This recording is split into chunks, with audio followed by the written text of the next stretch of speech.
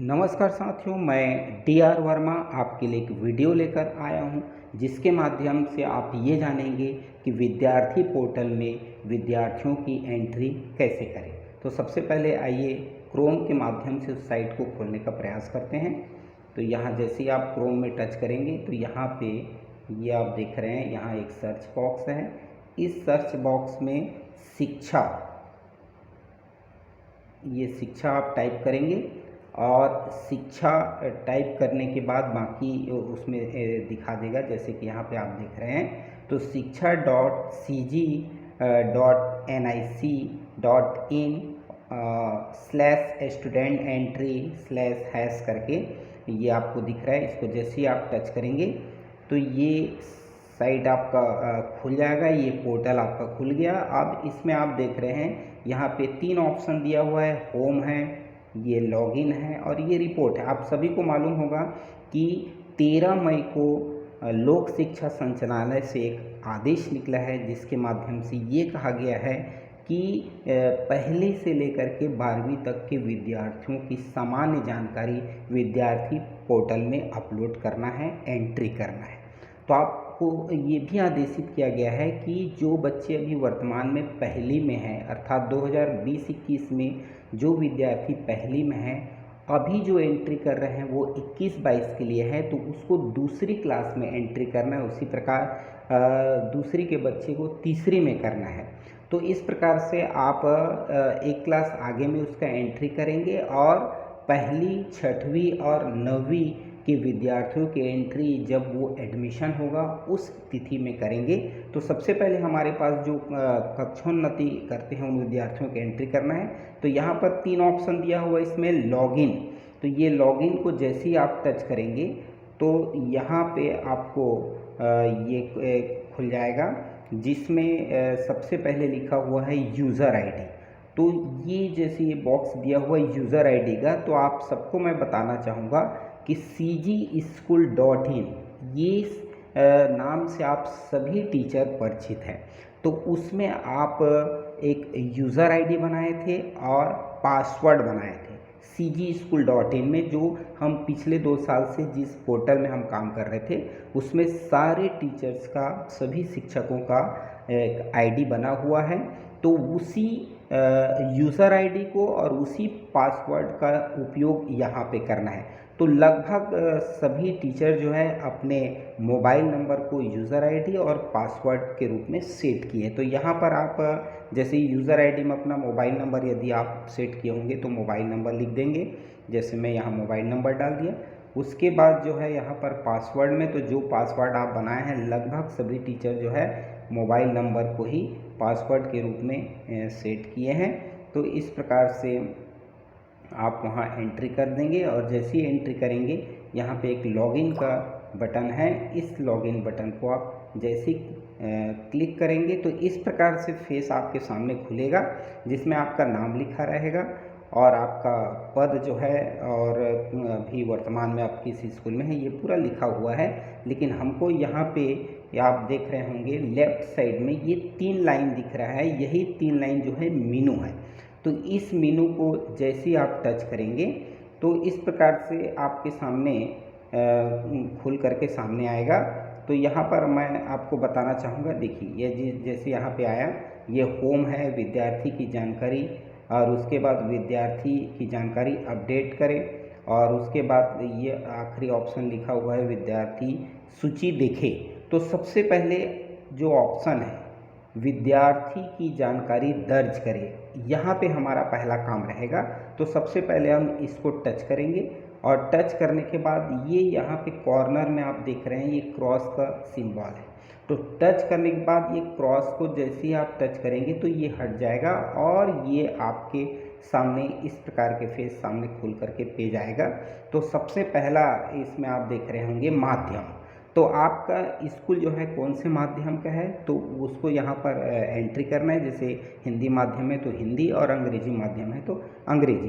तो यहाँ पर हिंदी माध्यम, उसके बाद दूसरा लिखा हुआ है कक्षा। तो कक्षा वाले बॉक्स को जैसे ही आप टच करेंगे तो सारे कक्षा इसमें डाला रहेगा। मिडिल स्कूल के लिए 6, 7, 8, प्राइमरी के लिए 1 से 5 और हाई स्कूल हायर सेकेंडरी के लिए 9वीं से 12वीं। ये उसमें पहले से दर्ज रहेगा, आपको टच करना है। चूँकि आप 6वीं बच्चे को आप 7वीं में ले जा रहे हैं तो यहाँ पर 7वीं टच करेंगे तो यहाँ सेलेक्ट हो जाएगा। लिखने की ज़रूरत नहीं है, ड्रॉप बॉक्स से आप सेलेक्ट कर सकते हैं। उसके बाद ये यहाँ पर दिख रहा होगा आपका सेक्शन। एक चीज़ और मैं बताना चाहूँगा, सारे ऑप्शन के बगल में एक स्टार लगा हुआ है, रेड कलर में स्टार बना हुआ है। इस स्टार का मतलब होता है कि इसको भरना कंपलसरी है, अनिवार्य है, मैंडेटरी है।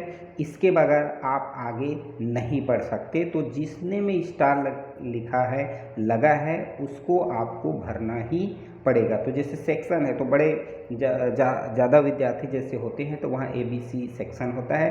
तो चूँकि आपके यहाँ अगर कम विद्यार्थी हैं तो आप एक ही सेक्शन बनाएंगे तो एक को टच कर देंगे।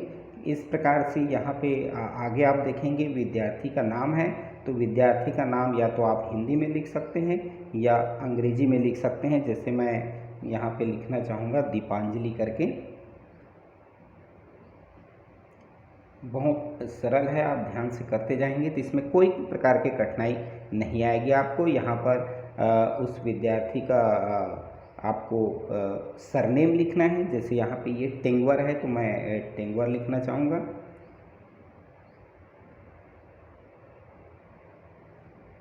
और उसके बाद आप नीचे पहुँचेंगे तो एक ऑप्शन आएगा जिसमें आपको या तो पिता का नाम लिखना है या माता का नाम लिखना है या अभिभावक का नाम लिखना है। तो जैसे आप इसमें तीनों में से आप किसी एक का नाम यहाँ एंट्री कर सकते हैं। जैसे मैं यहाँ इनके पिताजी का नाम लिखना चाहूँगा तो यहाँ पे मैं उनके पिताजी का नाम एंट्री कर दिया।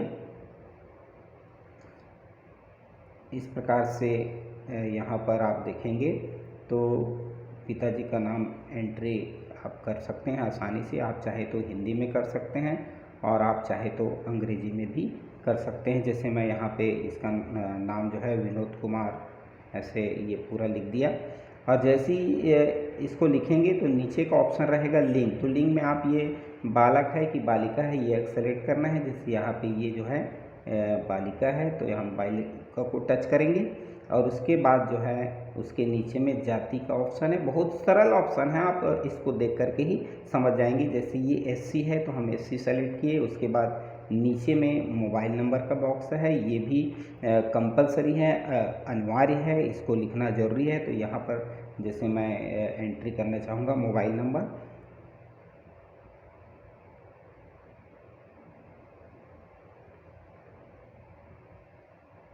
ये मोबाइल नंबर एंट्री होने के बाद नीचे में जन्म तिथि है तो जन्म तिथि या यहाँ पर जो एक कैलेंडर बना है उसके माध्यम से भी ले सकते हैं या आप डायरेक्ट भी लिख सकते हैं यहाँ पे। जैसे आप डायरेक्ट में, जैसे ये डायरेक्ट में भी आप लिख सकते हैं। जैसे ये 3 लिखा और उसके बाद ये आपको इस प्रकार से सिंबल लगाना पड़ेगा।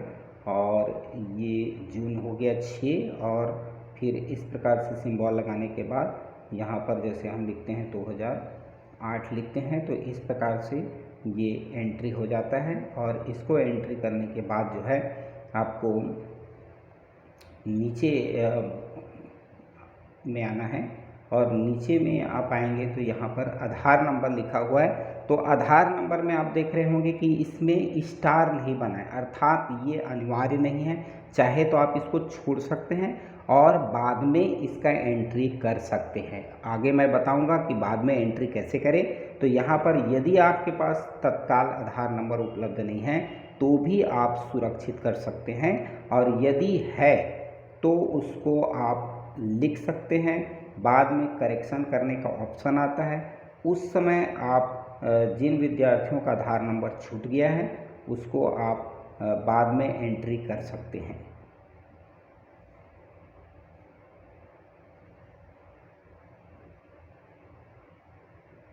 तो इस प्रकार से ये जैसे एंट्री होगा फिर नीचे में 2 ऑप्शन है, एक सुरक्षित करें और एक कैंसिल करें। आपको लगता है कि नहीं मैं जो किया हूँ वो अगर जो लिखा हूँ नाम वो सही नहीं है तो आप कैंसिल कर सकते हैं। और अगर आपको लगता है कि जो मैं लिखा हूँ सही है तो ये सुरक्षित बटन को आप दबा सकते हैं। तो इस प्रकार से आपका ये सुरक्षित हो जाएगा और यदि यहाँ पर ऐसे ऑप्शन आएगा कि आधार नंबर सही नहीं है तो उसको आप सुधार करके सही आधार नंबर प्रविष्ट करके इसको सुरक्षित आप कर सकते हैं।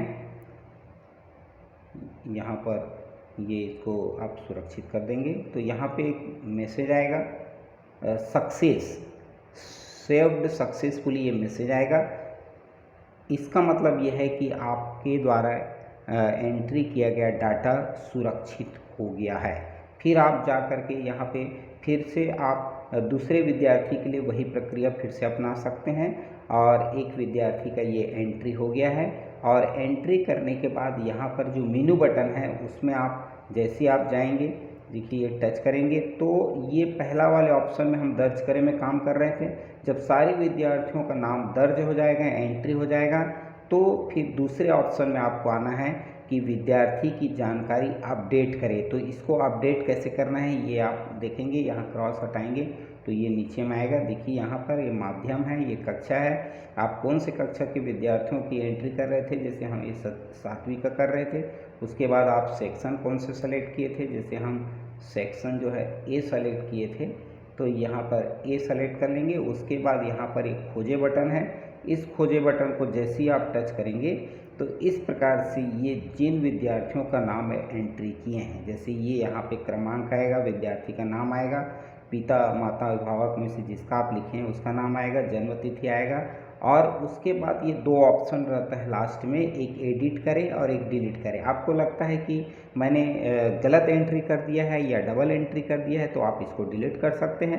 और आपको लगता है कि नहीं मैं कुछ इसमें मिस्टेक कर दिया हूँ, गलत कर दिया हूँ, डेट ऑफ बर्थ गलत है या आधार नंबर गलत है, तो यहाँ से एडिट करके उसको सुधार भी सकते हैं। इसे एडिट बटन से आप नया चीज़ इसमें जोड़ सकते हैं। एंट्री के बाद भी एक ऑप्शन रहता है जोड़ने का, तो ये दूसरा ऑप्शन हो गया। और ये फिर से ये मेनू में आप जाएंगे और मेनू में जाने के बाद ये यहाँ पर विद्यार्थी की सूची देखें, इस ऑप्शन में आप जाएंगे और जाने के बाद फिर से वही प्रक्रिया अपनाएंगे कि ये 7वीं का है। उसके बाद यहाँ पर सेक्शन सेलेक्ट कर लेना है, जैसे सेक्शन हम यहाँ पर ए को सेलेक्ट किए थे। इस प्रकार से यहाँ पर एक खोजे बटन है, इस खोजे बटन को आप करेंगे तो यहाँ पर वही चीज़ लाइन से आएगा कि जो आपने एंट्री किया है वो पूरा यहाँ पर आपको दिखेगा। यहाँ पे आप स्लाइड करके देख सकते हैं और जो एंट्री नहीं हुआ रहेगा वो खाली दिखाएगा।